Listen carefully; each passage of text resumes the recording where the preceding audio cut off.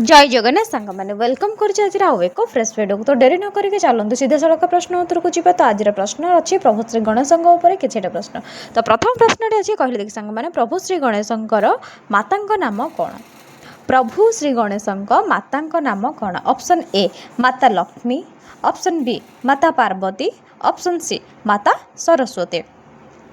तार right answer T होची option B माता पार्वती। तो प्रभु श्री गणेशों माता नाम होची कौन पार्वती। बुझीगला। चलतु परवर्ती प्रश्न रचना कर। 2 नंबर प्रश्न होची प्रभु श्री गणेशों पिता नाम कौन।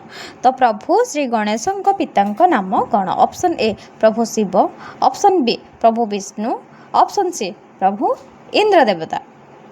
तार राइट आंसर टी होची कौन ना ऑप्शन ए प्रभु शिव।